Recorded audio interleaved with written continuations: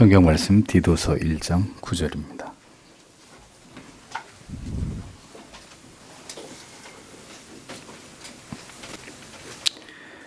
디도서 1장 9절 같이 읽겠습니다. 밑분 말씀의 가르침을 그대로 지켜야 하리니 이는 능히 바른 교훈으로 권면하고 거스려 말하는 자들을 책망하게 하려 함이라. 아멘. 4장으로 넘어갑니다. 제4장 고대 교회 상태와 교황제 확립 이전의 교회 정치의 형태. 굉장히 흥미로운, 여러분들이 궁금해하셨을 법한 고대 교회는 어떤 질서와 제도로 운영이 되었는가 하는 굉장히 재미있는 내용이 전개가 됩니다. 오늘은 4장 가운데 교회의 사역의 제도적 발전 1항에서 4항까지를 해설하도록 하겠습니다. 1항 고대 교회는 성경의 전례를 충실히 따랐음. 자, 칼빈은 올바른 전통적 교회의 정치 질서와 주께서 세우신 사역들에 대해서 논하면서 이 문제들을 더 분명하게 인식하고 이해하도록 고대 교회의 예를 들어서 설명을 이어가고 있습니다. 고대 교회 감독들은 여러 법령을 공포해서 교회의 체제를 하나님의 말씀 위에 올바로 세우는데 굉장히 세심한 주의를 기울였습니다. 이 부분이 참으로 중요한 것 같아요. 시대를 초월해서 교회가, 고대 교회는 법을 만들어서 공포하면서까지 그러니까 나름대로의 어떤 신정 체제를 이어가기 위해서 교회 체제를 하나님 말씀 위에 두고 사회 전반을 하나님의 말씀이 다스리는, 통치하는 이런 구조를 만들기 위해서 애를 쓴 거죠. 그래서 교회를 하나님의 말씀 위에다가 올려놓는 일에 굉장히 세심한 주의를 기울였다는 겁니다. 자, 그러면 여러분들에게 여쭤보고 싶어요. 그때는 그렇게 해야만 되고 지금은 아무렇게 해도 되나요? 그때는 교회 모든 질서와 제도를 철저히 하나님 말씀 위에 올려놓고 법령을 만들어서까지 그 문제를 그렇게 다뤄야만 됐고, 지금은 그때로부터 세월이 이만큼 지났으니까 지금은 대다수의 문제를 우리의 방법대로, 사람의 생각대로, 시대의 정신과 유행을 따라서 뭐 그렇게 바꾸어도 괜찮지 않을까? 과연 그러냔 말이죠. 교회를 변화되어가는 시대나 혹은 사람의 정신에다가 맞추어가는 것이 아니라 시대가 변해가고 사람들의 의식구조가 달라져도 철저하게 성경에 기초하기 위해서 노력했다는 겁니다. 저는 이건 만고불변의 원리라고 생각해요. 앞으로 어떤 시대가 오더라도 교회는 하나님의 법 위에 세워야 된다. 하나님의 통치를 받아야 된다. 그게 교회의 부패를 막는 길이고 신앙의 변질을 막을 수 있는 유일한 길이라는 거죠. 하나님의 말씀과 이질적인 요소들이 생겨나지 않도록 하는 일에 고대 교회는 최선의 노력을 다했다는 것입니다.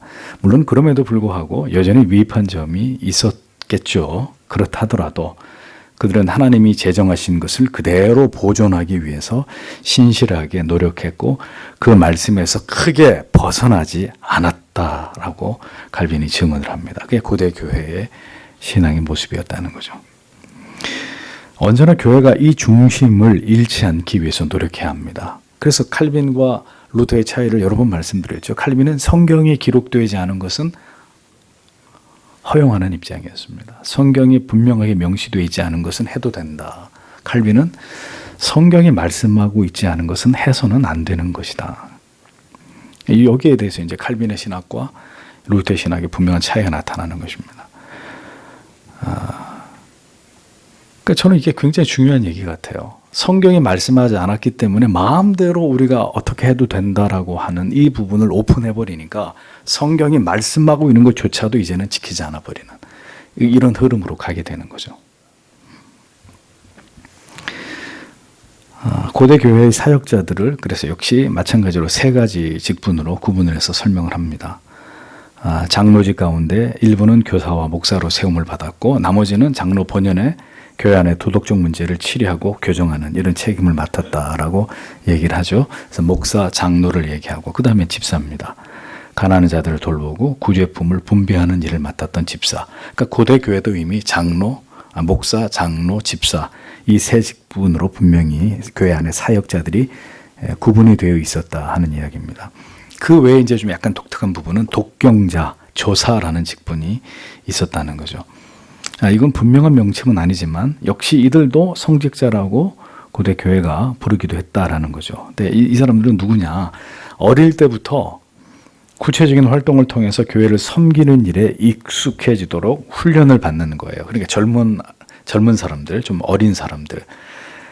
그래서 그 사람들이 누구냐? 장차 교회를 이끌어갈 이제 직분자가 될 사람들인데 어렸을 때부터 그런 이제 젊은이들이나 어린 아이들을 구별해가지고 장차 맡게 될 직분을 교회 안에서 잘 미리 훈련받고 이해할 수 있도록 가르치는 거예요.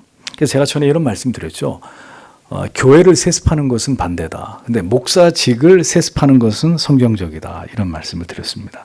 교회를 세습하는 건 불법이지만 왜 그런 논리를 제가 말씀드렸냐면 목사의 직분을 가장 잘 이해할 사람이 누구겠어요? 목사 아들이에요. 왜냐하면 아버지의 삶을 평생토록 옆에서 지켜봤기 때문에 그러니까 목사 아들이 제대로 된 신자가 되든지 아주 불량배가 되든지 항상 둘 중에 하나가 되거든요. 그 이유가 뭐겠습니까? 옆에서 목사인 아버지를 보니 개판이거든요. 교회에서는 목사고 집에 들어오면 엉망이고 저 따위 하나님, 저 따위 예수 같은 그러니까 탈선을 하게 되는 거고 제대로 된 경우는 옆에서 아버지가 목회자로 섬기는 걸 보니 그 직분을 누구보다도 잘 이해하게 되고 그 직분의 중요성, 그 직분이 얼마나 영광스럽고 하나님을 기쁘시게 하는 일인지 충분히 옆에서 보고 배우는 거예요. 그러니까 그것만큼 좋은 게 어디 있겠습니까? 그러니까 목사 아들이 목사가 된다. 저는 바람직하다고 봐요. 그걸 강제로 누가 이렇게 목사해 이렇게 할 수는 없는 거지만 본인이 평생 아버지를 옆에서 지켜보다가 기도하고 응답을 통해서 저도 그 길을 가겠습니다. 말릴 이유가 없다고 봐요.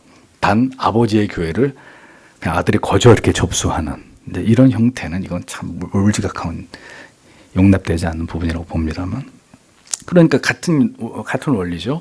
어렸을 때부터 교회 안에서 조사나 독경자 이런 직분을 가지고 훈련을 시킨 거예요. 교회 일꾼이 되기 위한 충분히 견습생으로 훈련하게 해서 결국은 목사나 그 밖에 교회를 섬기는 직분을 받도록 미리 잘 준비시킨 이런 직분들이 고대 교회 안에는 있었다는 거죠. 교부 제롬은 교회 직분을 5가지로 설정을 했습니다. 감독, 장로, 집사, 신자, 예비신자. 요 약간 독특하죠. 그런 캐톨릭에서 말하는 성직자나 수도사들에 대해서는 전혀 언급한 바가 없어요. 칼빈은 이 부분을 분명히 부언하고 있습니다. 제롬은 감독, 장로, 집사, 신자, 예비신자 이렇게 나름대로 분류를 했어요. 근데 주의 깊게 살펴봐야 될 부분은 이미 교부 시대에서부터 신자와 예비신자의 구분이 있었다는 겁니다. 자, 지금 이제 기존의 장로교회 안에는 신자, 예비신자의 구분이 없어요. 이게 청교도 시대 때는 이런 개념이 있었어요.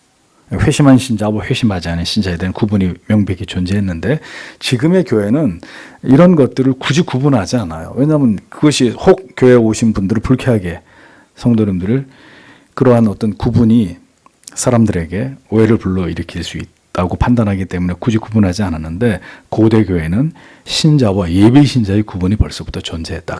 그 얘기는 그만큼 교회가 중생과 회심의 문제를 중요하게 여겼다는 것입니다.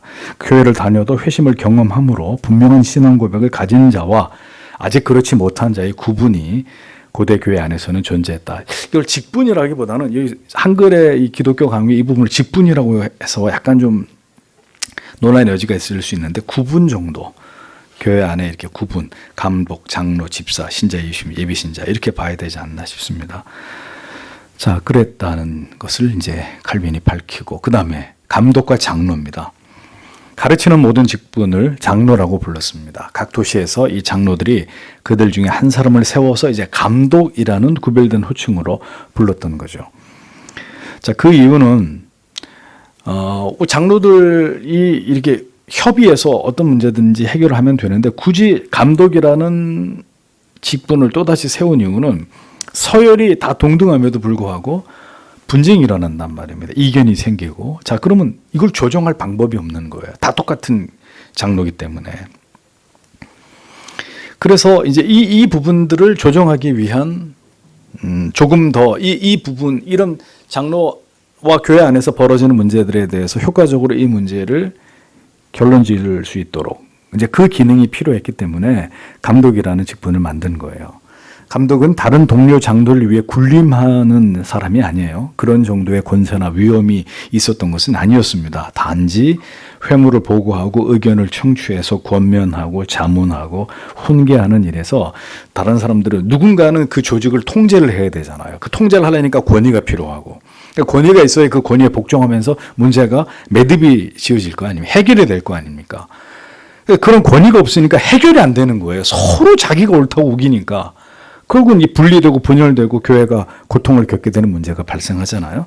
그러니까 결국은 이런 문제들을 가장 성경적으로 바르게 판단해서 이 문제들을 이제 해결하도록 그래서 함께 결의한 사항을 공포하고 수행하고 이런 일들에 감독이 장로회의 수반이 되어서 이제 그 직무를 수행함으로 질서를 잡으려고 했던 이런 이제 내용들을 보게 되는 것입니다. 그러니까 지금으로 말하면 아마 노회장 정도의 기능이 되지 않았을까 생각이 돼요. 이러한 제도가 이미 고대 교회의 교인들 스스로 당시에 이런 것들이 필요하다는 의견에 의해서 합의에 의해서 도입된 것이다 라고 말합니다. 그러니까 교부 제롬은 이미 그 시대의 장로 정치 제도를 언급하고 있는 거죠. 예. 디도서를 제롬이 주석을 하면서 감독과 장로는 동일한 것이다. 그리고 마귀가 격동시켜서 신앙의 분쟁이 일어나고 나는 바울에게 나는 게바에게 속한 자라는 식의 이야기가 사람들 사이에 나오기 전에는 교회들이 장로들의 전체 회의에 의해서 다스림을 받았다 이렇게 밝히고 있는 겁니다. 그러니까 교회를 대표하는 장로들이 다 세워졌는데도 제롬이 얘기한 디도서를 주석하면서 분쟁이 생기더라. 왜? 죄인들이니까. 그들이 아무리 하나님 앞에 성직으로 세움을 받은 자들이라 할지라도 마귀가 틈을 타서 격동시켜가지고 신앙의 분쟁이 일어나니까 대부분은 장로회에서 전체적으로 회의를 통해서 이 문제를 해결했는데 이게 분쟁이 생겨나면 이게 해결이 안 되는 상황, 그런 국면을 맞이할 수 있게 되니까 그러한 필요에 의해서 이제 감독이라는 제도를 만들어서 그 이제 최종 결정을 통해서 질서를 세우는 이런 형태들로 발전하게 됐다는 얘기를 하는 거죠. 그러니까 분쟁이 발생할 때 효과적으로 문제에 대응하기 위해서 이후에 모든 감독권이 한 사람에게 주어져서 그것을 결정하도록 그렇게 했다는 것입니다. 그래서 이후에는 감독을 통해서 장로들이 그 권위에 순복함으로 감독과 함께 협력함으로 하나님의 교회를 잘 다스려 나가기 위해서 올바른 인식을 가지고 최선을 다한 것이다 이렇게 설명을 하고 있습니다. 그러니까 참 중요한 것 같아요. 결국은 사람이 하나님의 교회이지만 사람을 통해서 통치하시잖아요. 사람을 통해서 설교하고 사람을 통해서 목양하고 가르치고 교회를 치료하고 다 사람을 통해서 하는 일이기 때문에 이제 사람이 부패해버리면 답이 안 나오는 거예요. 그럼 사람이 부패했을 때 어떻게 교회를 지킬 것이냐, 교회의 순수성을 진리를 어떻게 지키고 보존할 거냐. 자, 이 문제에 대해서 고대 교회들도 고민을 하는 거예요. 고민을. 자, 그러니까 이제 성경에서 장로와 집사를 세울 때 자격을 얘기할 수밖에 없는 게 이런 자격을 갖추어야 그가 하나님과 교통하는 사람이라고 믿을 수 있고 하나님과 교통을 하는 사람이라야 교회 안에 안팎의 문제들을 사람의 생각대로가 아니라 하나님을 두려워함으로 하나님의 뜻대로 이끌어 간다라고 봤던 겁니다. 그러니까 그런 사람으로서 이러이러한 자격은 갖추어야 그가 하나님이 쓰시는 사람이다라는 내외적 증거를 갖는다고 본 거예요. 아니면은 우리가 어떻게 믿어요, 사람을? 어떻게 믿고 그 사람에게 교회를 이끌어가는 직분을 맡기겠냐고요. 그에게 드러나는 내외적인 증거들이 성경이 말씀하는 바와 많은 부분에 있어서 일치할 때 하나님이 저 사람을 통해서 하나님의 교회를 이끌어 가시겠구나, 다스려 가시겠구나, 어떤 문제들을 해결하시겠구나 이렇게 보는 것입니다. 그래서 정치 협작군 같은 사람을 직분으로 세우면 안 되는 거예요. 노회장 세우고 총회장 세우고 이런 짓 하면 다 같이 망하는 거란 말입니다. 절대로 그런 일이 일어나면 안 된다고요. 누가 봐도 존경스럽고 정말 하나님을 두려워하고 하나님의 말씀을 지키려고 하는 그 중심이 분명하고 그런 분들이 하나님 앞에 그 선한 양심이 깨어있고 이런 분들이 교단을 이끌어가고 교회를 이끌어갈 수 있는 이게 맞는 거예요. 그렇게 되지 않으면 교회가 산으로 가고 그대로 그 고통을 교회가 끌어안게 되기 때문에 그래서 그렇게 중요해요. 사람을 세우는 것. 목사를 세우고 장로를 세우고 집사를 세우고 이런 모든 것들은 아무리 강조해도 지나치지 않는다고요. 결국 하나님의 뜻에 맞지 않는 사람들을 세우니까 사단이 나버리는 겁니다. 두말할 야유가 없는 거죠. 제롬은 또 유사한 예를 설명을 합니다. 마가복음의 저자 사도 마가의 때부터 헤라클라스와 디오니시우스의 때까지 알렉산드리아에서는 장로들이 언제나 장로 중에 한 사람을 선출해서 그를 감독이라고 불렀던 증거가 나온다. 이건 나름대로 칼빈이 연구를 해서 고대교회를 추적해가지고 그 증거를 제시하는 거예요. 사도 마가 때부터 이미 그 시대에 장로들이 선출이 돼 있었고 그 장로 중에 한 사람을 또 장로들이 선출해서 감독이라고 불렀다는 증거를 제시하는 거예요. 그러니까 각 도시마다 고대 교회는 모두 목사들과 교사들로 구성된 장로회의가 있었고 그들은 모두 감독들에 의해서 사람들 가운데서 가르침과 권면과 교정의 직무를 수행하게 했고 자기들 이후에도 계승자들이 이어지도록 하기 위해서 젊은 사역자들을 키우는 일에도 그들은 수고를 했다. 그러니까 철저하게 교회가 어떠한 조직, 그 자격과 그 기능의 전문성을 가진 사람들에 의해서 이 하나님의 뜻이 잘 유지되고 지켜지도록 이미 고대 교회가 그런 제도를 가지고 세팅이 돼 있었다는 거죠. 마귀에 의해서 하나님의 교회가 무질서해지거나 막 권위를 짓밟고 교회가 엉망진창이 되는 이런 구조를 허락하지 않고 이미 고대 교회가 이러한 분명한 어떤 그 원칙과 제도적 기준 위에 교회가 견고하게 세워졌었다는 겁니다. 오늘 이 시대에도 이러한 감독의 역할이 절대적으로 필요함에도 목사들과 장로들을 지도할 만한 탁월한 영적인 지도자들이 찾아보기 어려운 시대가 되었기 때문에 교회들이 중심을 못 잡는 거예요. 코로나가 터졌어요. 그럼 가장 먼저 교단 총회가 소집이 되고 총회 신학자들이 다 동원이 돼서 자, 교회가 어떻게 이 문제에 대응할 것이냐. 신속하게 이 문제가 깊이 있게 논의됐어야 되는 겁니다. 제가 분명히 말씀드리건데 그건 일개 교회나 일개 당회가 결정할 문제가 아니에요. 그러니까 그게 장로교가 아닌 게 되는 거예요. 그렇게 가니까. 그런데 뭘 하고 있었냐 말이죠. 본의 아니게 제가 설교 중에 또 비판을 하게 되는데 뭘 하고 있었냐고요. 총회와 노회가. 손 놓고 있었잖아요. 그러는 와중에 교회 안에 확진자가 막 생기면서 교회들이 알아서 스스로 자구책으로 내놓은 게 인터넷 예배였단 말입니다. 그리고 대형교회가 앞장서서 다 그것을 받아들였고 그래서 충분히 이 문제가 신학적으로 깊이 있게 논의되기도 전에 검토되기도 전에 이미 그냥 인터넷 예배가 이렇게 주류를 이루게 되면서 듣도 보도 못한 예배 형태 하나가 그냥 불쑥 어느 날부터 존재하게 된 거죠. 나중에 이 책임을 누가 져야 될지 한번 따져봐야 될 것 같습니다. 저는 총회 직무유기라고 보는 거예요. 장로들을 지도할 만한 탁월한 감독이 결정을 내려줘야 되는 거죠. 이런 상황이라면 고대 교회 같은 경우에 탁월한 영적 지도자들 그들이 딱 결정을 내려서 장로들에게 이렇게 하십시오. 하나님의 말씀과 권위를 가지고 아무도 그런 역할을 해주는 사람이 없어요. 그러니 제 소견에 옳은 대로 하는 거예요. 그냥 총회에서 내려온 공문을 노회에서 내려온 공문 당회가 알아서 결정하래요. 당회가 알아서.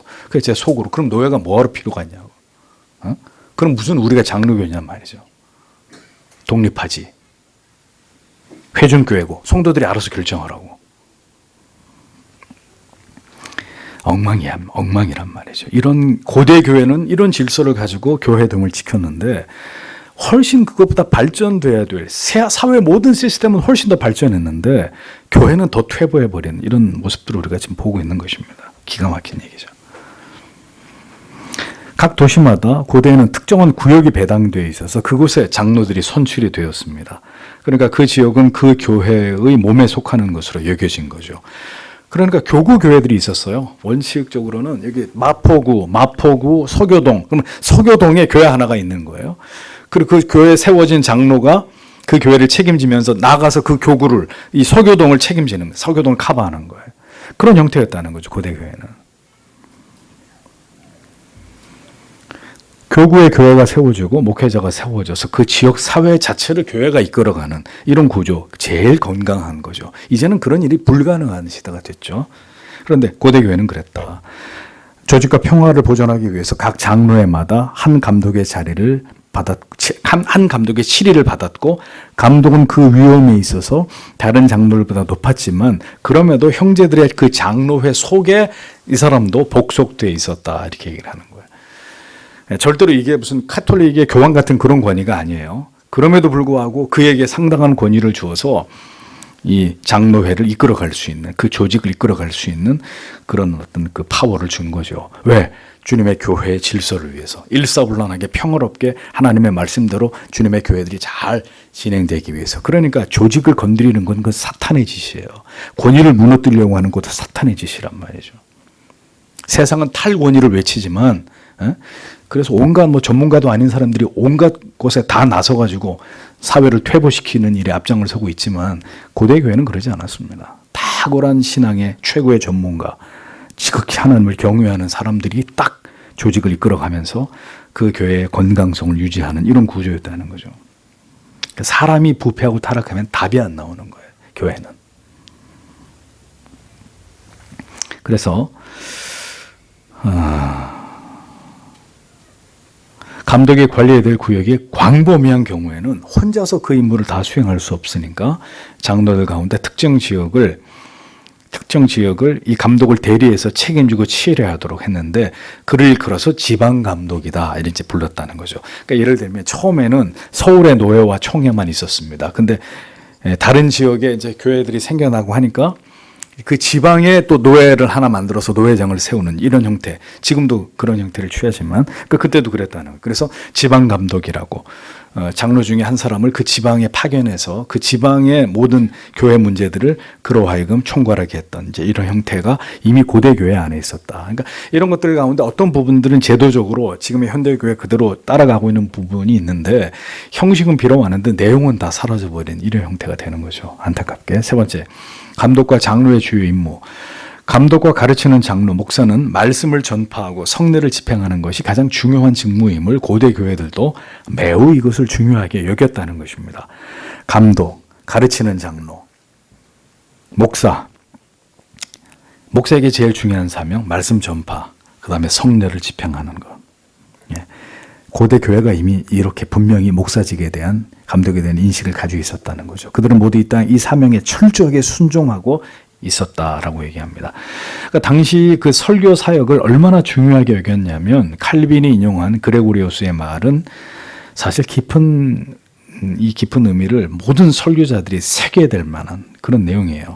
그는 감독에게서 소리가 들리지 않으면 감독은 죽은 것이요, 설교의 소리를 내지 않은 채로 이리저리 배회하면 그 스스로 숨어 계신 재판장의 진노를 불러일으키는 것이니 말이요, 인용을 했어요.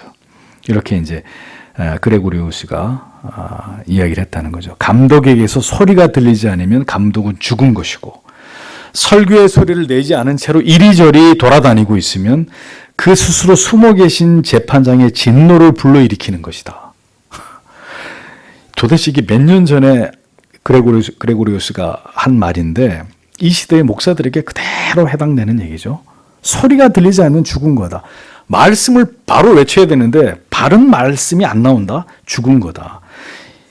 설교에 소리를 내지 않고 이리저리 배회한다. 골프장을 배회하든지 테니스장을 배회한다든지, 이러면 쇼핑센터를 배회한다.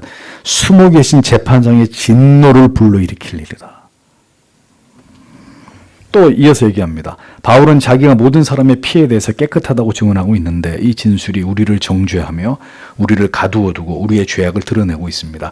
감독들이라 하는 우리가 우리 스스로 악을 소유하고 있을 뿐 아니라 게다가 다른 사람들을 죽이는 일까지 가중시키고 있으니 말입니다. 날마다 그들이 죽어가는 것을 보면서도 우리가 미지근하여 잠잠히 있으니 그 수많은 사람들은 우리가 죽이고 있는 것입니다. 이런 무서운 말을 고대 교회의 목사들에게 하나님의 사람들이 이미 그 시대에 그런 얘기를 하고 있었다는 거죠.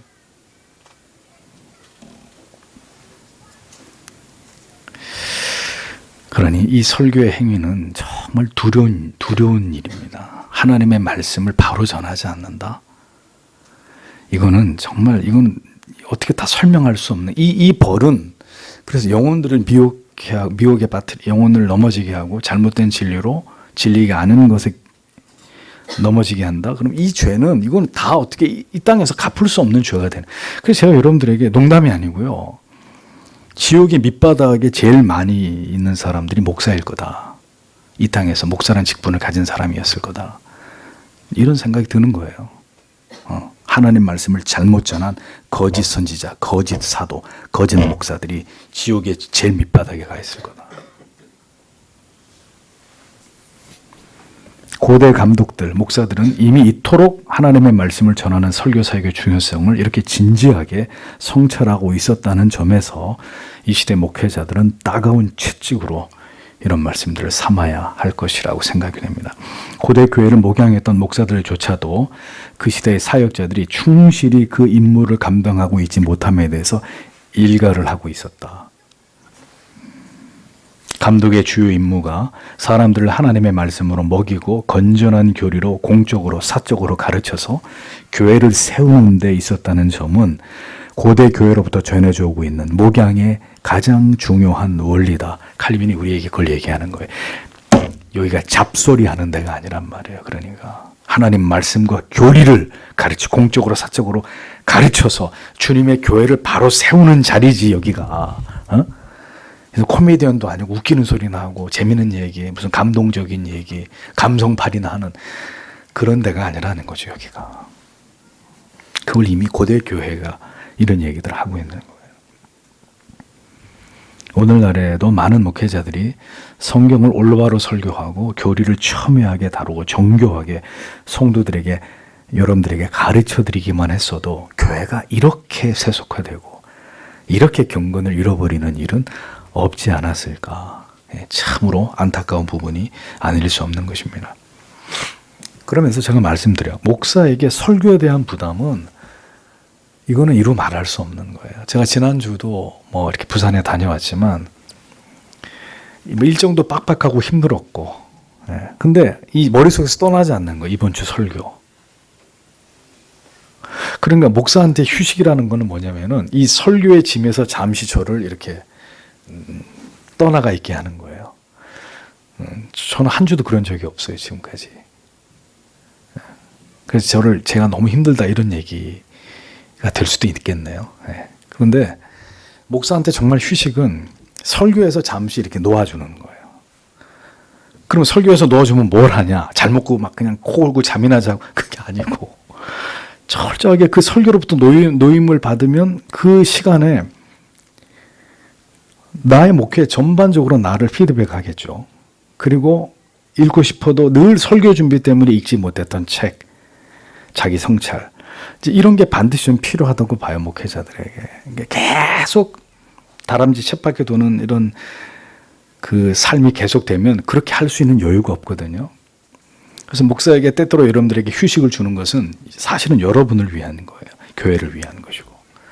그래서 목사가 충분히 그것으로부터 그런 시간을 통해서 휴식을 취하고 뭔가 자기를 점검할 시간을 갖고, 그러니까 제가 그런 걸 문득문득 느끼는 거예요. 이렇게 설교 속에 때때로 정제되지 않은 감정이 나온다든지, 그러니까 그건 뭐냐, 뭐 이렇게 쌓여 있는 게 나오는 거겠죠. 저도 모르게, 저도 사람이기 때문에 분노가 나온다든지 뭔가가. 그러니까 그게 이제 오래 이제 이 직분을 수행하다 보면 그런 어려움들이 생기는 것 같아요. 제가 문득 그런 걸 느낀다고요. 그래서 이 설교에 대한 부담 참으로 무거운데 어디를 가든지 뭘 하든지 뭐 언제나 그 설교에 대한 거룩한 눌림, 이게 싫다는 말이 아니에요. 오해하지 마세요. 이거 너무너무 하기 싫어. 지금 그런 말이 아니라 이게 너무 중요한 일이기 때문에 항상 눌린단 말이에요. 이게. 전파되는 말씀이 부실하거나 부족함이 나타나지 않기를. 그러니까 언제나 그걸 생각하고 창념하고 그것을 위해서 기도하고 준비해. 그러니까 목사는 꿈을 꿔도 설교하는 꿈을 꾼다고요. 이건 목사가 되지 않은 사람은 이해 못해요. 설교하는 꿈을 꿔. 어떨 때는 설교단에 올라가는데 아무것도 없어, 이 앞에. 설교 원고가 없어요. 그래가지고 이제 난감한 이런 경험도 하게 되고, 어떨 때는 설교하려고 딱 서는데 성도님들이 아무도 없어요. 어떨 때는 막 어마어마하게 많은 성도님들이 있고, 다 꿈에서. 이거 꿈에 뭔가 메시지가 있다는 뜻이 아닙니다. 저를 신비주의로 모시면 안 돼요. 그런 말이 아니라 그만큼 이 설교에 대한 눌림 때문에 꿈에서까지 그게 나타난다고요. 꿈에서까지. 목사에게 이제 설교는 그런 것인데, 이 뭐 변명의 여지가 없어요. 이미 그 고대 교회들부터도 이 하나님의 말씀을 전하는 것을 이렇게까지 날을 세워가지고 목사들한테 막 서슬퍼런 이런 경고를 날리고 있잖아요. 그만큼 하나님의 말씀과 교리를 올바로 전하고 가르치기 위한 노력은 목사의 평생에서 벗어날 수 없는 중요한 사명이고 임무가 되는 것입니다. 그러니까 이 일을 잘 수행해 나아가는 목사가 될 수 있기를 여러분이 언제나 목사를 위해서 기도해 주셔야 돼요. 기도해 주셔야 됩니다. 네 번째, 대감독과 총대감독. 각 지방마다 감독들 가운데서 한 명의 대감독이 있었다는 거죠. 자, 니케아 공의회에서 보듯 직위와 직임에 있어서 대감독보다 높은 또 총대감독까지 나와요. 자, 이런 것은 바로 교회 질서를 보존하기 위해서 필요한 직분이었다. 장로 중에 감독이 나왔듯이 감독들 가운데 대감독, 총감독, 대감독, 총감독, 총대감독. 이미 이런 이제 직분들이 질서들이 교회 안에 고대 교회 안에도 존재했다는 거죠. 이것이 명예로 가버리고 이 명예에 대한 탐욕으로 가버리니까 교회가 부패하게 되는 거지. 이것이 하나님의 교회를 잘 수종들고 진리를 잘 지켜나가고 바른 질서 안에서 교회의 아름다움을 지키기 위해서라면 이런 직분은 너무 중요한 거예요. 그러니까 이런 직분을 받는 사람들이 여기에 계급장이라고 생각하는 게 아니라 두려운 마음으로 내가 지금 대감독이 됐다. 총대감독이 됐다. 그러니까 이 나의 결정으로 인해서 주님의 교회가 어마어마한 어떤 여파를 미치게 된다. 자, 이런 걸 생각하면은 만약에 대감독, 총대감독이 됐다고 했을 때 이 사람들이 벤츠 타고 다니겠어요? 밤에 잠을 제대로 자겠어요? 먹는 걸 제대로 먹겠어요? 그 눌림에 대해서. 그게 정상이잖아요. 그게. 그래서 늘 불철주야로 기도하고 말씀을 연구하면서 이런 사안들에 대해서 어떤 결정을 내리는 게 주님의 교회를 가장 바르게 하는 것인가? 골몰이 그것을 연구하고 기도하면서 그런 일들을 감당해 나가겠죠. 그런 사람들의 헌신과 노력으로 주님의 교회가 탄탄하게 진리 위에서 보존되어 가는 그게 고대 교회의 어떤 모습이었다는 거죠. 자, 이걸 다 잃어버린 현대 교회는 그냥 멋대로 하고 싶은 대로 무질서하게 다시 사사시대 같은 그런 시대가 되어버린 거 아니겠습니까?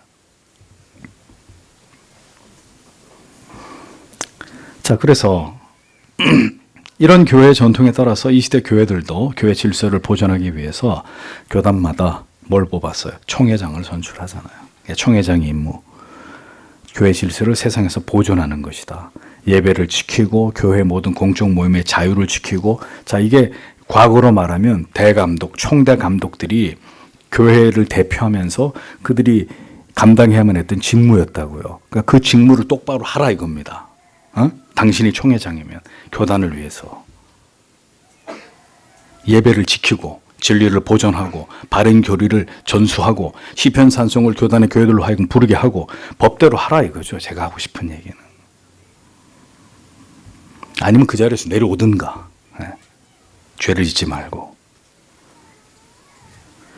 감독들은 교회에서 해결하지 못하는 문제들을 지방대회, 모게세 지금의 노회를 말하는 거죠. 처리하도록 했습니다. 어떤 문제는 그 사안이 중대하거나 복잡해서 광범위한 논의와 결의가 필요한 경우들도 있었겠죠. 그럴 경우에는 총대감독, 총회로 노회에서 총대 목사를 파송을 해요. 그러면 노회를 대표하는 목사들이 총회에 가서 총회에서 그 문제를 또 다루어요. 그런 시스템이 이미 고대 교회에 있었다는 거예요. 그러니까 그 제도를 그대로 현대교회가 장로교라는 정치제도 안에서 그 제도를 그대로 수용해가지고 지금 우리도 그런 형태를 취하고 있는 겁니다. 그러나 이러한 직분을 통해서 교회 일들이 처리될 때 우리는 결코 이러한 일들이 사람의 뜻에 따라 정치적으로 이루어지지 않도록 경계해야 된다 이겁니다. 성직 계급제 같은 이름으로 이런 제도가 불려지기보다는 모든 제도가 성경을 통해서 성경 속에서 비롯된 것으로 그렇게 이해되면서 이런 제도를 통해 하나님의 교회가 바른 진리를 지향해 나가는 그것을 붙들고 가야 된다는 거죠. 고대 교회들과 감독들은 교회 정치의 형식을 세우는 일에 있어서 이렇게 철저하게 하나님의 말씀을 쫓아가기 위해서 노력했다. 그러니까 총회, 총대 사실 이러한 제도의 근거도 어디 나와요? 성경에 나오는 거예요. 예루살렘 총회에 대한 말씀이 나오잖아요. 그래서 바울이 얼마든지 스스로 고린도 교회가 해결할 수 있는 문제, 지역 교회들이 이방인들의 교회가 해결할 수 있는 문제를 어떻게 얘기해? 총회로 가져가라. 총회로 가져가라고. 그러니까 이게 고대 교회가 이야기하는 이 내용이 그들이 만들어낸 게 아니에요. 그들도 성경 안에서 이 제도를 가지고 와서 그걸 그대로 따라가기 위해서 고대 교회들이 그만큼 노력을 했다는 것입니다.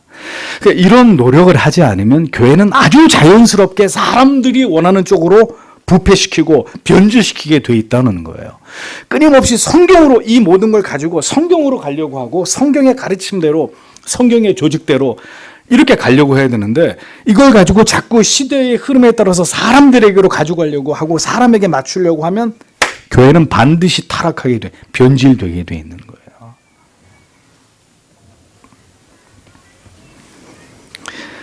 그래서 고대 교회 감독들과 교회 정치의 형식을 세우는 일에 있어서 그들은 철저하게 말씀을 따라가기 노력했고 하나님 말씀을 통해서 제시해 놓으신 선을 결코 벗어나지 않고 그것과 다른 것은 어떤 것도 세우지 않고 만들지 않고자 하는 그 중심을 지켜나갔다. 인간은 말입니다. 불편하면 뭐든지 바꾸려고 해요. 그게 인간의 그 물질과 문명을 발전시키게 된 동기가 되는 거잖아요. 예를 들면은 마이크가 없던 시대에는 제가 목소리, 육성을 가지고 막 소리를 지르면서 이렇게 설교를 했을 거 아닙니까? 그러니까 이게 힘든 일이잖아요. 그러니까 필요에 의해서 필요한 발명을 낳는다고 마이크를 만들어가지고 이제 설교를 이렇게 하게 되니까 더 편하게 설교하고 여러분들도 쉽게 들을 수 있는. 그러니까 인간은 불편하면 불편한 걸 못 참아요. 불편한 걸 계속 개선하고 그렇게 해서 과학이 발전하고 모든 문명이 발전했잖아요. 이게 어디도 적용이 돼버리냐면 교회 안에도 적용이 되는 거예요. 그래서 교회 안에도 이 정신이 적용이 되니까 우리한테 귀찮고 힘들고 어렵고 까다로운 건 다 바꿔버리는 거예요. 다 바꿔버리는 거예요. 어떻게? 우리한테 맞게. 우리의 시대에 맞게. 우리의 문화에 맞게. 우리에게 잘 이해되고 수용 가능한 것으로 다 바꿔버리는 거예요. 모든 문제의 화근은 바로 여기서 비롯되는 거죠. 그렇게 임의대로 다 모든 걸 바꿔버리고 나니까 정체불명의 교회 아닌 교회가 되어버린 거예요. 끈 떨어진 연처럼 되는 거죠. 자기들은 교회라고 우기는데 성경의 말씀을 통해 볼 때는 전혀 교회라고 얘기할 수 없는, 자기들은 예배라고 막 우기는데 성경과 첨예한 교리의 말씀을 통해 볼 때는 전혀 예배가 성립될 수 없는, 그런데도 막 우기면 다잖아. 지금은 머리수가 많아서 막 이게 맞다고 우기면 그게 그냥 법이 되고 진리가 되고 제도가 되는 시대 아닙니까? 교회도 똑같이 그렇게 가니까 돌아올 수 없는 길로 가는 거예요. 교회가 이 원리를 따르지 않을 때 교회는 정치화됩니다. 교권화됩니다. 사람들에게 더럽혀지고 타락하고 세속화되고 정치화되기 마련입니다. 불행하게도 캐톨릭에서 프로테스탄트 되었고 리폼드 되었다고 여겨지는 이 개혁파 장로교회조차도 이제는 부패하고 타락해서 그의 정치 제도를 신뢰하기 어려운 시대가 되었습니다. 도무지 장로 정치의 본질을 지키지 않고 있고 이 아름다운 성경에서 비록된 제도들을 모두 더럽혔고 지금 교회는 거의 독립한 내지는 회중주의를 쫓아가고 있습니다. 우려했던 장로교 정치의 모든 폐단들이 다 드러났고 그로 인해서 급격히 장로교 정치 제도의 성경적 우수성은 이제 빠르게 사라져버리고 있습니다. 모두가 개교회주의로 돌아서서 각 교회 당회 결정이 그냥 법이 되어버린 그런 시대가 되어버린 거죠. 자, 다시 그 본질을, 그 제도의 온전함을 회복하지 않으면 안 되는데 그게 여기 있는 목사 혼자의 힘으로 되는 일일까요? 우리 교회 100명도 되지 않는 성도님들의 힘으로 이 잘못된 질서가 다시 원래로 복원될 수 있을까요? 성경의 가르침과 교회의 교리적 전통과 단절된 교회는 결코 올바른 그리스도의 교회일 수 없습니다. 교회일 수 없어요. 사람이 우상이 되어 있는 교회들, 담임 목회자가 우상처럼 교회 아니에요. 그건 그리스도의 교회가 아니에요. 우리는 이 진리를 기억하면서 더 성경이 명시하는 바 그 원론적인 것을 복원하고 그것을 구현하는 일에 최선을 다해야 됩니다. 남이 그렇게 하든 하지 않든 남이 어떤 길로 가든 다른 사람을 볼 필요가 없고 하나님의 말씀을 펼쳐서 교리를 따라서 그 길로 가야 되는 거죠.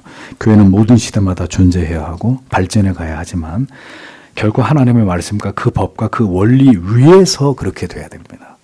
그 본질에서 벗어날 때 교회는 비참한 신세로 전락해버리게 됩니다. 응? 교회가 잘못했습니다. 이런 짓거리나 하는 역사성도 정통성도 존재하지 않는 그냥 인간들이 좋아하고 즐거워하는 친목단체에 불과한 그런 가치로 전락돼 버린다고요. 그리스도의 영광스러운 교회가. 교회론에 대해서 보다 성경적이고 교리적인 지식과 이해가 시급한 때입니다. 계속해서 교리를 통해서 우리는 이것을 배워가고 지켜가기 위해서 힘을 써야 된다고 믿습니다. 그렇게 주님의 교회를 교회답게 만들어 나가는 일에 성도 여러분 힘을 모아야 합니다. 그것에 진력하는 서교 장로교회가 되어야 합니다. 그렇게 하려고 하는 교회들에게 힘을 실어줄 수 있는 그런 교회로 서울에 있는 서교 장로교회가 그런 작은 역할을 감당할 수 있도록 성도 여러분 기도하시고 주님의 모든 거룩한 교회들을 그런 가치들로 세워주시기를 우리는 하나님 앞에 오늘도 기도해야 될 줄 믿습니다. 기도하겠습니다.